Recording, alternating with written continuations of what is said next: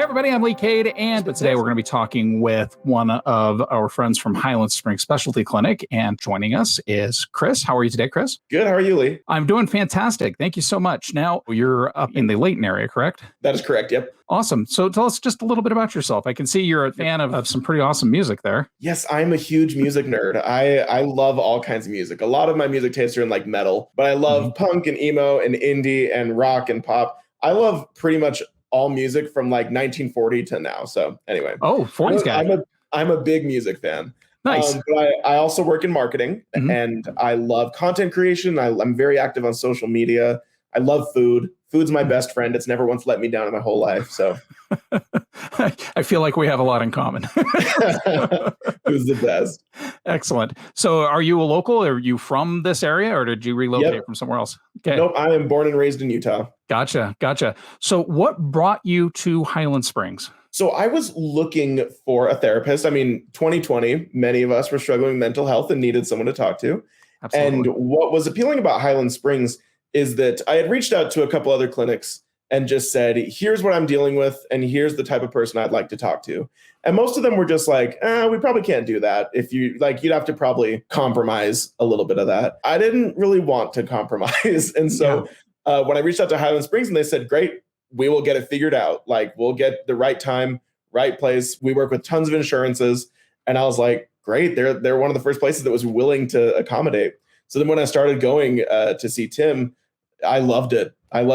Like every experience from walking in the building to walking out, I always thought was great. Did you have any hesitation going into the process? I know some people are really intimidated about going to a therapist.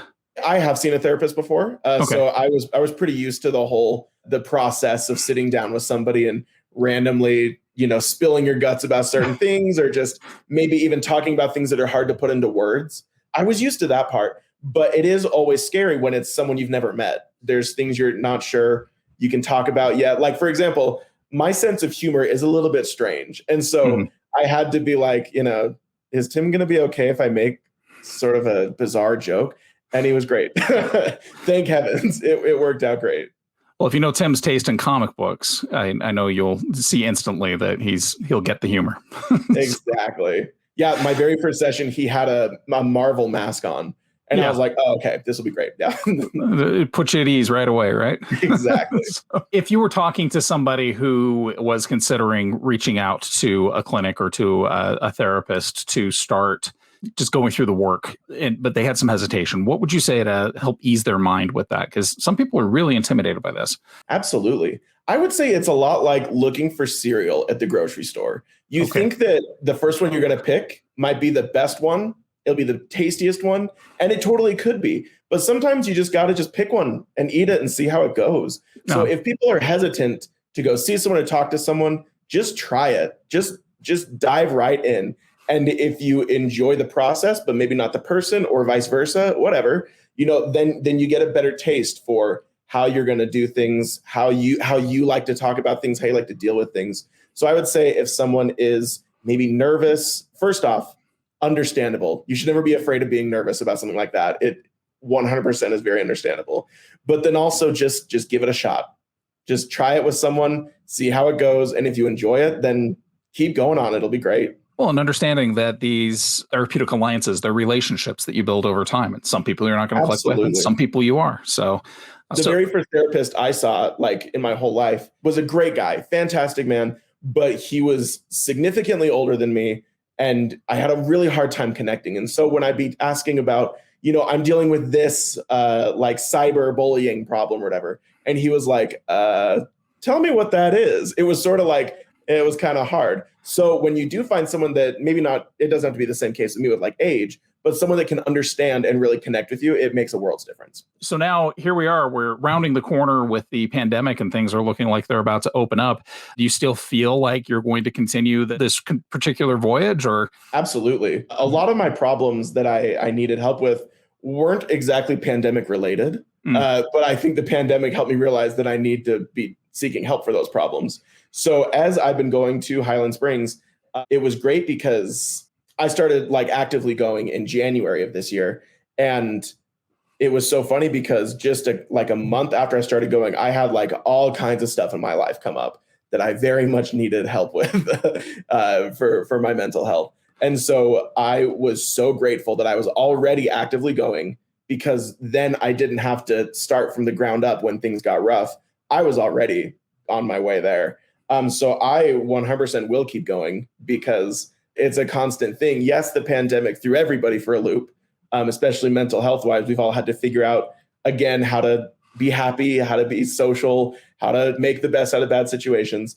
But even as the pandemic is beginning to end, those problems haven't ended. A lot of us are still having to readjust, regardless of what our hobbies used to be or what our jobs used to be or anything like that. So I do think that those of us that are going right now should keep going, because those same problems, they're going to carry on regardless of what's happening in the world. Well, you never know when the next pandemic or catastrophe is going to come along. For real. You never freaking know. There could be something down the corner and we're going to be glad we're in therapy. A few people that I've talked to in the past have expressed some awkwardness about starting that conversation, or they felt that somebody might judge them if they came forward with some, say, a depression or anxiety or something along those lines. They feel like they might be judged in those cases. How would you address that from somebody who's actually doing the work and going through the process of going to therapy and talking with a therapist? How would you set somebody's mind to ease like that? That's a really good question. Yeah.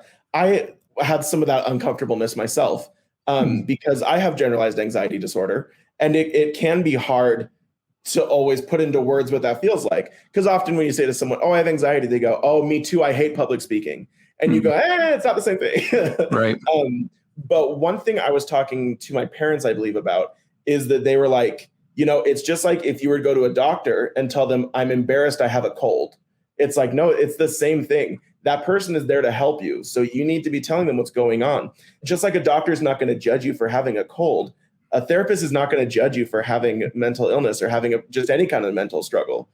I wouldn't make the exact argument. Like, it's more accepting. They totally are willing to talk about it, because just like I mentioned with the anxiety versus public speaking thing, they understand. You can say to them, I feel this certain way, or I'm triggered in this certain way, or I'm struggling with this. And they're never once going to say, well, you're crazy. No, they get it. And so I would always err on the side of just telling them what's going on, because it's going to get out of the open. And just from my perspective, it feels better to tell someone. The more you keep things in and the more you bottle them up, oh my gosh, it gets so horrible as time goes on just to keep it in all the time. So like I said before, they're a person who is trying to help you. They understand, they've done their homework, they know what they're talking about. So be open and be honest. It's just good sometimes to let those things out, isn't it? Absolutely. Absolutely. So how does the future look to you? The future's bright. The future's so bright, we got to wear shades. Thanks for taking it back to $10 So. No, I'm very excited. Like, the thing that I've really been grateful for Highland Springs is that it's not just paying someone to listen to you. It is working with someone to get the tools to know how to fix things. I'm at a place in my life where I don't need to be on like anxiety meds personally, but I still struggle with it. And so it is so good for me to work with Tim consistently on tools that I can have in my tool belt ready to go for when things happen. With mental health struggles, almost all of them, you never know when it's going to hit you. No. Just last week, I'm a pretty confident person in talking, in socializing, and in getting things across. Just last week, I had a presentation at work. Well, all I was supposed to do was talk about myself, give like 10 things you should know about Chris. And I was an anxiety-ridden mess. Like, there's no reason that would have made me anxious. But same thing, you can't always predict when it's going to hit you. And so I was so grateful that I've actively working with Tim, because since that hit, I was like, oh, I know what to do now to calm down. I know how to deal with this. The anxiety doesn't go away, but I know how to deal with it.